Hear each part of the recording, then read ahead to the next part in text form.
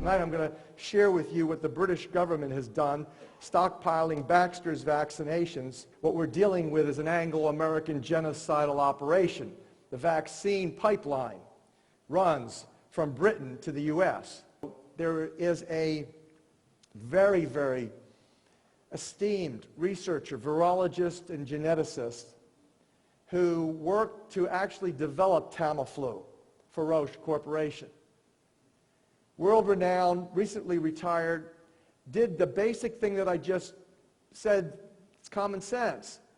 He took the genetic sequences and looked at the rate at which mutations were taking place as the Mexican flu, H1N1, was now suddenly coming to different parts of the world, and he was studying these sequences, and what did he find?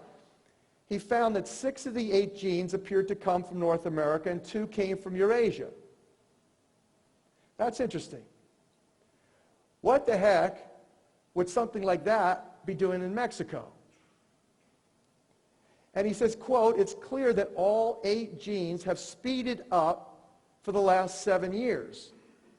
And he says, that struck me as really, really strange. But how in the heck did 2 viruses do that, he asked. Continue quote, "I bumped into an advertisement for influenza vaccine for pigs, and that contained 3 different viruses." End quote. The vaccine was supposed to contain kill versions of the virus, but what if there had been, he asked, what if there had been a lab accident and had survived? End quote.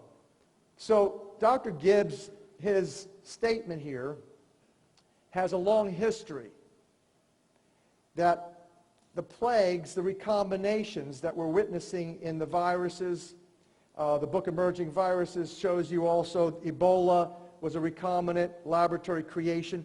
Who says, well, the fact is the top leading expert in the whole field of diagnosing emerging viruses, Cy Coulter, way back in the 60s, in the meetings, in the scientific symposiums, said it. Said what you're looked at today as a crazy person for saying. How dare you, Dr. Horowitz, say that Ebola came from the labs. Gibbs went on to say this.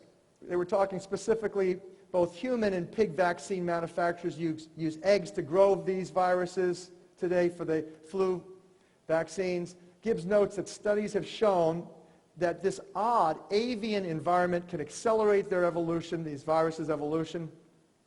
These viruses were not properly killed. He speculated they could have reassorted in a pig and created new H1N1 strain. Very, very obvious, Occam's razor, common sense type of thesis he raises. He says, quote, "Not killing off the virus could explain the whole thing very neatly," end quote. And yet you had officials of Centers for Disease Control and World Health Organization within hours of him saying this and capturing the media's attention. They discredited him and his whole thesis. Of course they would. What else would they do?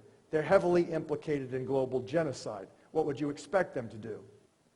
So before they put the spin on this now, Reuters popped out that this was extremely bizarre, that it didn't look like a natural flu from the beginning because it was a recombinant of both H5N1 and H1N1, and H5N1 is avian, H1N1 involves not just the flu that you're witnessing now, but sequences apparently they even suggested of the Spanish flu.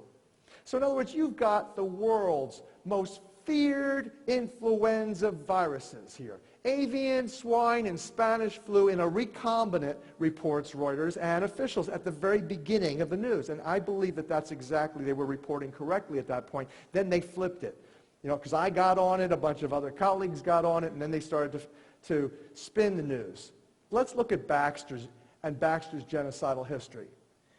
Because it makes absolutely no sense whatsoever unless you are considering global genocide to trust health to Baxter Corporation's vaccinations. This is the major company that's putting out the flu vaccines being purchased and stockpiled. By the way, this is an American corporation with Chinese laboratory connections and manufacturing capabilities in China. What is Baxter's history? Number one, Baxter is associated with H5N1 contaminated vaccines. And here's the sad reality. I already told you about how unstable these viruses are. I've already told you what these head honchos have been planning, priming the population. I've already told you what Reuters reported about the various sequences in the unstable, easily rearranged, easily mutated, recombined, new forming plagues that are circulating. And I've told you about psychological operations. Now, here's where you can begin to see the big picture. Because it just so happens that Baxter Corporation, one blip, it came out on the mainstream media for a half a day on page 35 of a newspaper, and basically it got no major airplay. Had two, quote, accidents with their vaccines and their vials of these viruses that were being transported throughout Europe. Oh, such a coincidence. Two separate incidences. One where actually the vaccines had been shipped to vaccine manufacturers. The viruses and the vials of viruses with vaccines, and the vaccines had been shipped to various vaccine makers across Europe that were somehow accidentally contaminated with these various strains. How do you think they discovered the fact that these vaccines were contaminated? Because probably a few people died right off the bat. And then they looked and they go, oh my, where did this vaccine come from? Why, it came from Baxter. Let's call Baxter up and find out what they have to say about this. And they came out and said, we don't know how it happened. It was some sort of a laboratory accident. And that's all she wrote. And the next one was a train accident. How many of you are aware, having read, that there was some sort of a train mishap? I believe it was in Switzerland. Oh, and it made such minimal news, it just was a blip, and that was the end of it. So what have you effectively done with your accidents? You've got a Mexican flu evolving up, let's say, assuming they're telling us correctly, which you never know.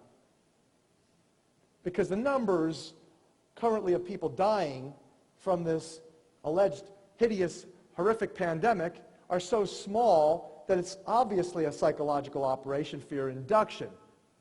But assuming they're telling you the truth, that this is a new virus that's spreading up to North America, and then from North America they've been tracking it to Asia and then to Eurasia. Well, gee whiz, what's going to happen when that goes to Europe and meets the people who got infected with the accident? Unstable viruses.